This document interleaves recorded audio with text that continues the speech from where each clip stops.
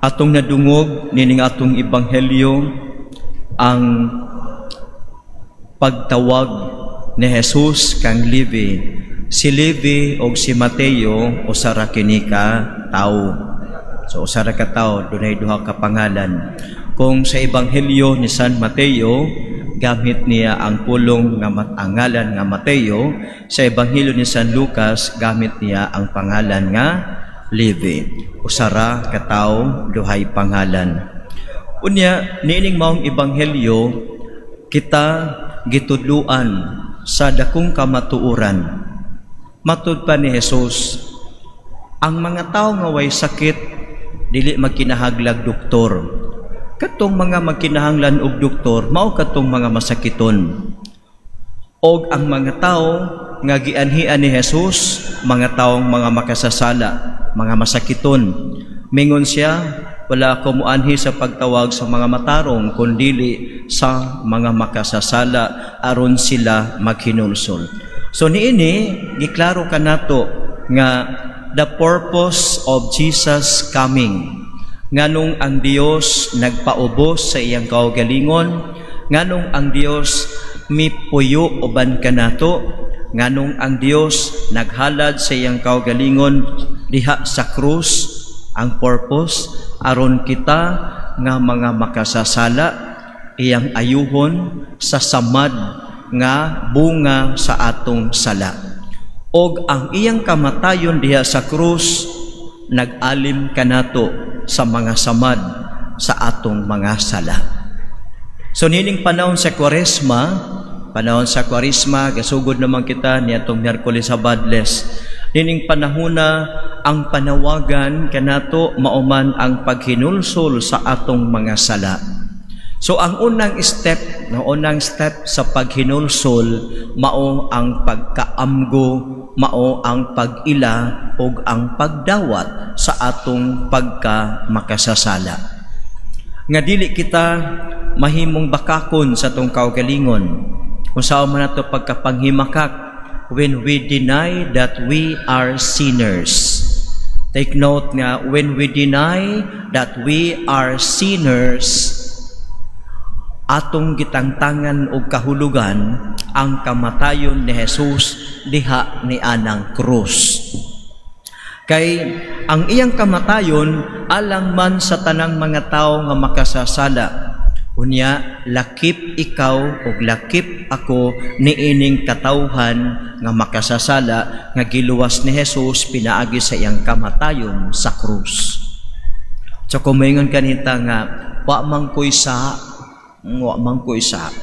na you deny the sacrifice of Christ, gitangtangan nimo sa kahulugan ang iyang kamatayon diha sa krus, og ikaw nahimong bakakon sa atubangan sa Dios.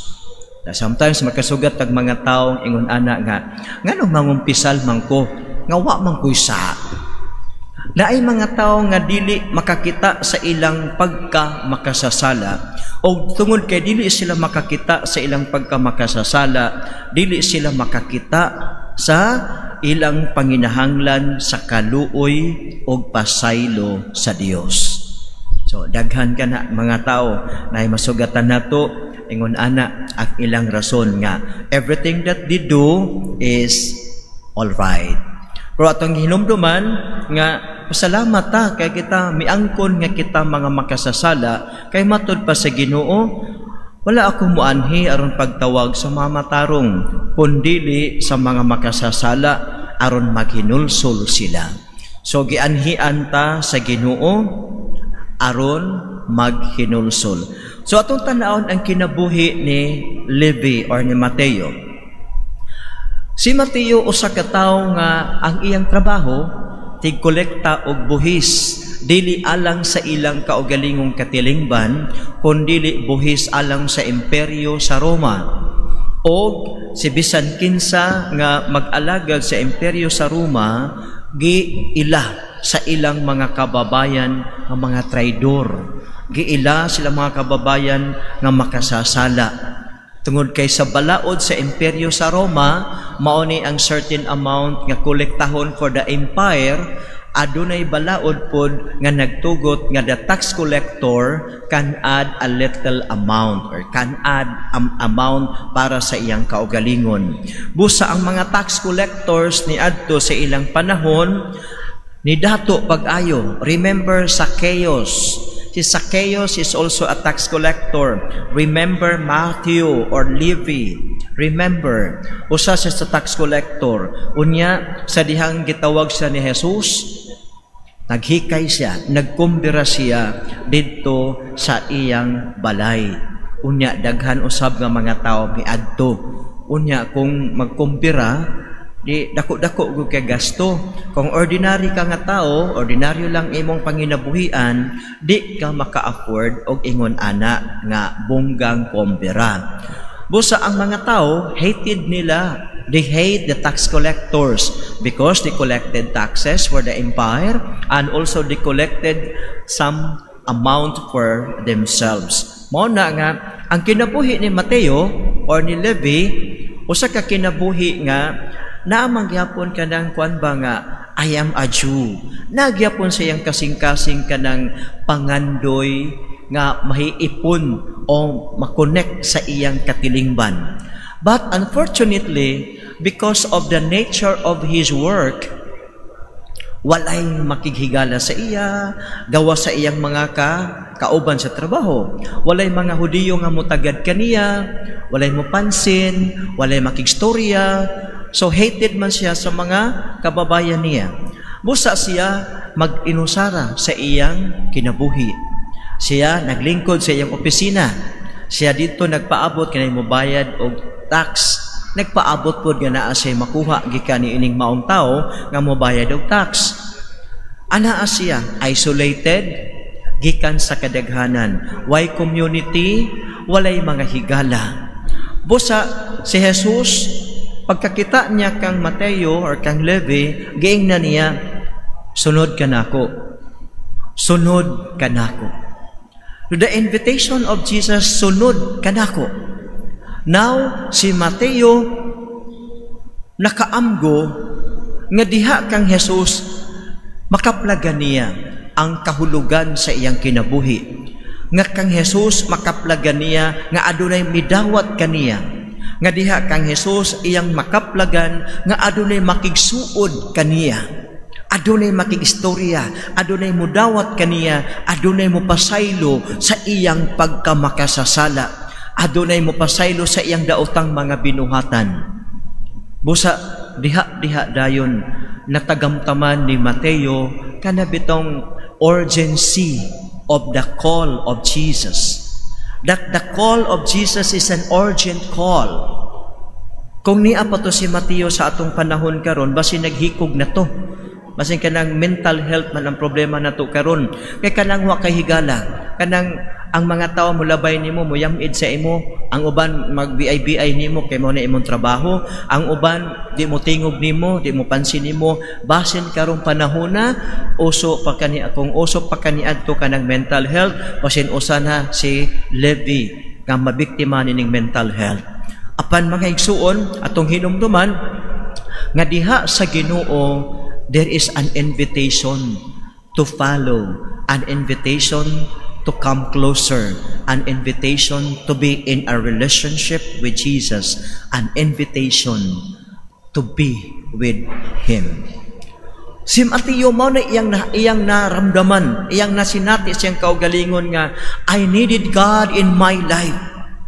O karon kay kining Dios ni tawag kaniya, wala kayod kini palabya ni Mateo, wala niya kini paugma-ugma pa, kundili human niya madungog ang panawagan ni Jesus, sunod ka nako. Mitindog siya dayon, misunod kang Jesus. Sa walay duha-duha, sa walay pag-alanganin, sa walay pag-ingon, usama niya akong opisina, usama niya akong trabaho, misunod siya, gipiyaan niya ang tanan, o misunod siya kang Jesus. Because he found it out that in Jesus is the fullness of joy nga iyang gipangita.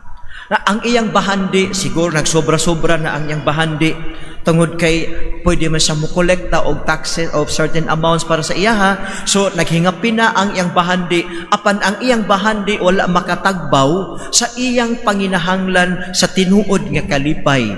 Ang tinuod nga kalipay nga iyang gipangita, wala niya makaplagi sa bahandi nga nagsobra-sobra na, hinuon nakaplagan niya diha kang Jesus nga mitawag kaniya nga namulong, sunod kanako. Sunod kanako. Diha natagamtaman niya, kakaiba ang kalipay kung naa ka sa Dios. Ang kalipay nga ikahatag sa mga butang nining kalibutana, lahi ragyod kaysa kalipay nga imong maksinati kung ikaw anaa sa Dios. So mga igsuon, si Mateo or si Levi, iya ka nang nasinati. So pagkanindot, no? Una kung mamalandong ta in the part of Jesus, sa part ni Mateo, mamunto ganina, ngayon ta nga, iyang nasinati kini, nga diha kang Jesus na i-acceptance, na i-forgiveness of his sins. In the part of Jesus, ang iyang main purpose to come is to save all of us sinners. He declares his mission. Ingon siya, may anhi ako, dili aron pagtawag sa mga mataron, kundili aron pagtawag sa mga makasasala, aron maghinulsol sila. Jesus declares his mission of coming, aron pagtawag sa mga makasasala. So, ang makasasala adunay bili. When we look at the scenario, kinsa man ako, kinsa ka man, nga tanan man kita mga makasasala. Diba sa ato kung makasala, para bang wala ka ng kahulugan, wala ka ng worth. That is why it's easy for us to give up a friend. It's easy for us to give up a relative, a family member, kung sila makasala. Tungod kay kung makasala sila, feeling na to nga, wa ka na'y bili. But for God, even if how many million times you sinned against God, God gives you this word. This word cannot be replaced. Ang imong bili sa tubangan sa Dios dili mabayluhan, dili mapulihan ni bisan kinsa og ni bisan unsang butang. Dili mabayluhan og dili mokunhod ang imong bili sa tubangan sa Dios bisan pa ikaw og ako makasala. Busa kay dili man mokunhod ang bili nato sa tubangan sa Dios. Mianhi siya. Dili aron nga kanang tangtangan ta sa atong bili, kundili aron ipasinati og ipaamgo kanato nga ang imong bili nagpabilin nga ingon ani intak ang imong bili at tubangan sa Dios. Kay kining makasala ta, sometimes we consider ourselves nga we are worthless. Sometimes we consider ourselves nga wala na tay kahulugan atong kinabuhi, wala na ibili. Especially kung ang uban mo reject nato, we feel that way nga wa na ko'y bili. Pero mianhi ang atong Ginoo aron ipaamgo kanimo, bililhon ka alang kaniya. O kung makaamgo ta na lang maong bili, dili na to sayangon ang atong kinabuhi, dili na to gamiton ang atong kinabuhi sa mga dautan nga mga buhat, dili na to gamiton ang atong kinabuhi sa waldes nga paagi, kundili ampingan di ay nato ang atong bili. Sa Ginoo, ikaw ug ako bililhon kaayo. Alang kaniya, you are worth coming. Alang kaniya, you are worth dying for.